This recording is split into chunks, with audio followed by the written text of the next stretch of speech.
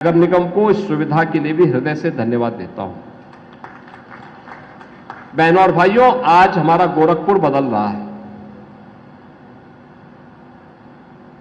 इस बदलाव में आम जनमानस को भी जोड़ना पड़ेगा। याद करना, कोई भी बदलाव तभी प्रभावी होता है जब आम जनमानस उसे एक जन आंदोलन के रूप में लेती है। अगर हम उस सुविधा को केवल एक औपचारिकता बना लेते हैं, उस सुविधा को केवल एक औपचारिकता बना करके कुछ लोगों तक सीमित कर देते हैं, तो उसका वास्तविक लाभ आम जनमानस को नहीं मिल पाएगा और वह योजना कभी सफल नहीं हो सकती, कभी नहीं सफल हो सकती है। योजना को सफल करना है तो उसकी पहली शर्त होती है कि हमें उस योजना को आम जनमानस के लिए सुलभ बनाने के लिए आम जनमानस को उसके साथ जोड़ना पड़ेगा। ये जुड़ने का भी है और जोड़ने का भी है।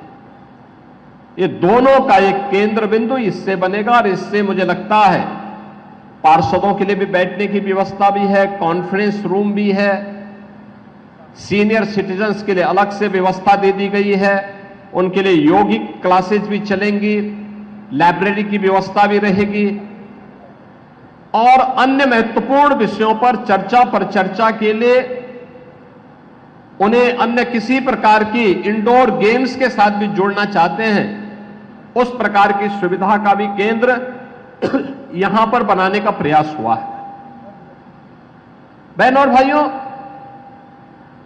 ये बदले हुए प्रवेश में जब दुनिया आगे बढ़ रही है, भारत विकास की एक नई ऊंचाई को प्राप्त कर रहा है। आज आप देख रहे होंगे, भारत दुनिया की चौथी बड़ी अर्थव्यवस्था बन गया है। यानी यह देश जब अपनी आजादी के 75 वर्ष बना रहा था, आजादी के अमृत महोत्सव वर्ष में उत्तर प्रदेश ने, देश ने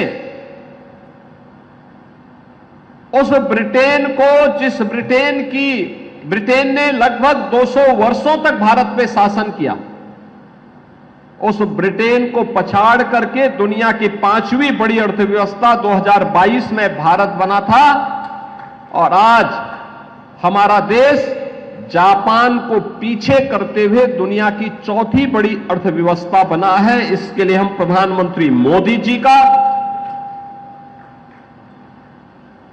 केंद्रीय मंत्रिमंडल का और उन सभी लोगों का जो भारत के आर्थिक विकास में योगदान दे रहे हैं, उन सभी का हृदय से अभिनंदन करते हैं। बहनों और भाइयों, हमारा देश समृद्धि को प्राप्त हो, यह हमारा एक संकल्प होना चाहिए, जीवन का ध्येय वाक्य बनना चाहिए। हम भी अपना योगदान दे सकें देश के विकास में, यह हम सब के मन में एक पवित्र भाव होना चाहिए और उसी भाव के साथ प्रदेश में पिछले 8 वर्ष में प्रधानमंत्री मोदी जी के मार्गदर्शन में नगरीकरण को और विस्तार देने के क्रम में अर्बनाइजेशन के कार्यक्रम को तेजी के साथ फैलाने का एक विस्तृत अभियान सरकार ने लिया। पहले नगर निगम,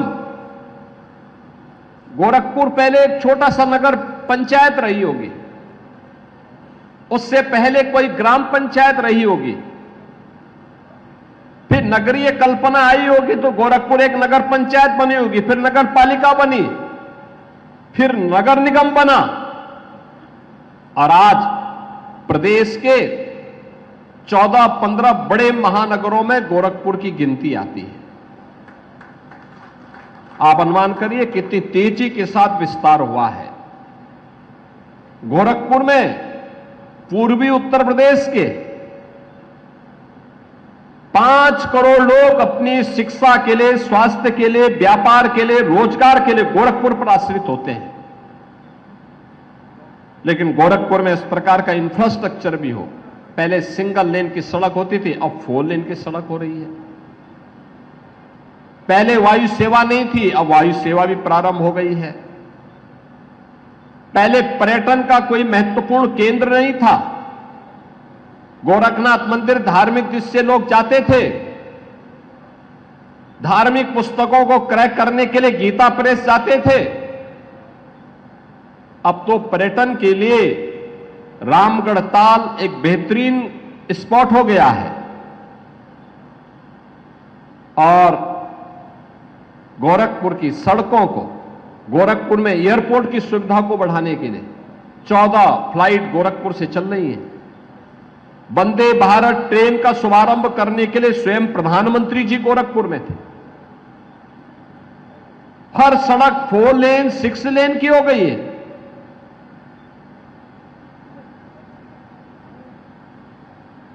जिन वार्डों में सुविधा नहीं है वहां पे उत्सव भवन बनाए जा रहे हैं।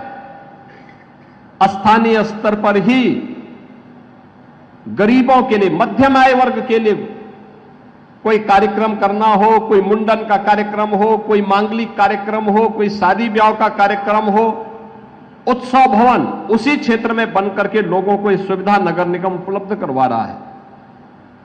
गोरखपुर की सफाई, अभी पिछली बार हम लोगों ने गार्बेज प्लांट का उद्घाटन किया था। उस समय सांसद जी नहीं आ पाए थे, लेकिन आज वे आए हैं और आते ही उनकी नजर सबसे पहले पड़ी कि वो बोले कि शीश महल किसका है। हमने कहा शीश महल नहीं, ये अर्बन फैसिलिटेशन सेंटर है।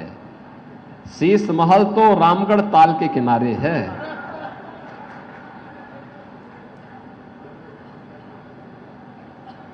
ऊपर जाकर के वो पार्षदों के एक रूम में बैठ गए, कहे कि अगर मैं इसको अपना कार्यालय बना देता, तो मैंने कहा पार्षदों को फिर शीश महल दे दीजिए।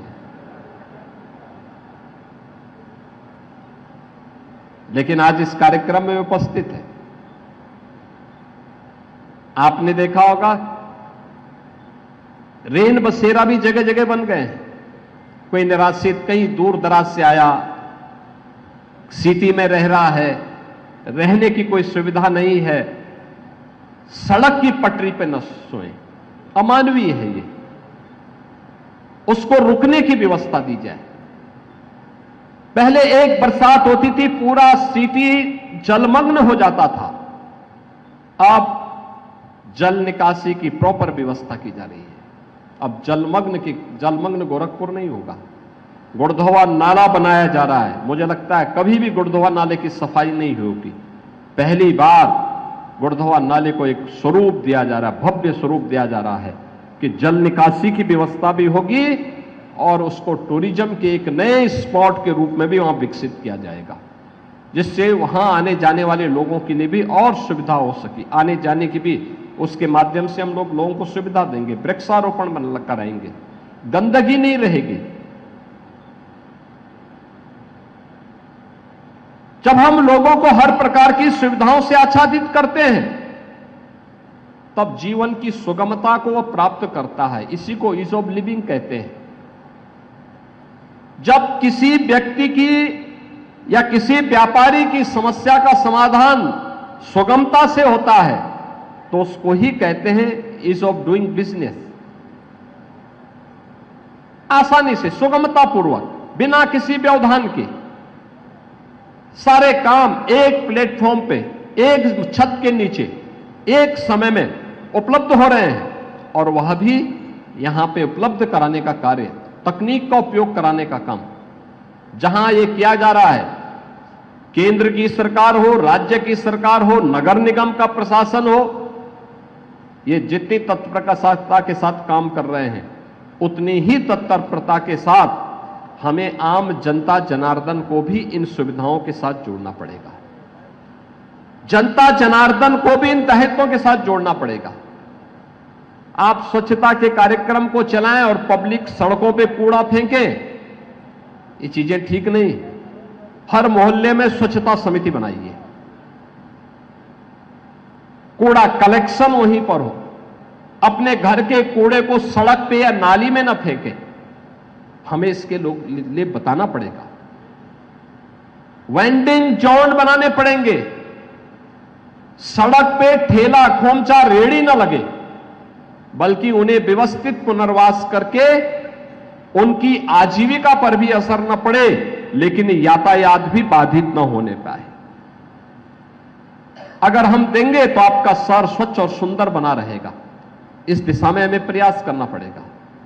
ये सभी कार्यक्रम के हिस्से हैं। इन कार्यक्रमों को लेकर के अगर हम आगे बढ़ेंगे, स्ट्रीट लाइट रात्रि को जलती हुई दिखाई देनी चाहिए, लेकिन दिन में जब सूरज की रोशनी हो तब स्ट्रीट लाइट बंद रहे।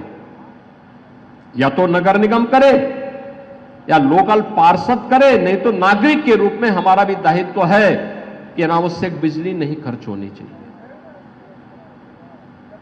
कूड़े का ढेर नहीं दिखना चाहिए, सड़कों पर अनिराश्रित पशु गोवंश के रूप में या स्ट्रीट डॉग्स, ये सब नहीं दिखाई देने चाहिए, ये सब नहीं दिखाई देने चाहिए। रवि किशन जी ने बहुत अच्छा सुझाव दिया। इन्होंने कहा जितने भी स्ट्रीट डॉग हैं, इनके घर के नीचे एक जगह खाली है, वहां पे उनको लाया जा सकता है, तो उनको दे सकते हैं, वो तैयार हैं उसके लिए, जमीन देने को तैयार हैं, और मुझे लगता है कि अच्छा रहेगा। तो ये कुछ सुविधाएं हमें वहां पर उपलब्ध करवाने की व्यवस्था करनी पड़ेगी। अगर इन सभी दायित्वों के साथ नगर निगम प्रशासन, महापौर, पार्षद और आम जनमानस जुड़ जाएगा तो नगरीय सुविधा को और बेहतर बनाने में और स्मार्ट सिटी की जो मंशा है, उस मंशा को पूरा करने में हमें मदद मिल पाएगी। मैं आज के इस कार्यक्रम के लिए नगर निगम प्रशासन को एक बार फिर से हृदय से धन्यवाद दूंगा और विश्वास व्यक्त करता हूं कि नगर निगम प्रशासन अभी से तैयारी करे। आने वाले समय में याद करना, बरसात होगी तो बरसात के समय कहीं भी जल जमाव न हो, अभी से हमारी तैयारी होनी चाहिए। अभी से नाली और नालों की सफाई हो जाए, जितना भी सिल्ट है उसको हम वहां से पूरी तरीके से निस्तारित करवा दें। प्लास्टिक को पूरी तरह बैन करिए, प्लास्टिक का उपयोग नहीं करेंगे, ये हमारे मन में एक भाव होना चाहिए। इस कार्यक्रम को उसी रूप में हम आगे बढ़ाने का कार्य करेंगे। इस विश्वास के साथ मैं एक बार फिर से नगर निगम को आज के इस अर्बन फैसिलिटेशन सेंटर के लिए और सीनियर सिटीजन केयर सेंटर के लिए हृदय से धन्यवाद देता हूं। जो लोग इससे लाभान्वित होंगे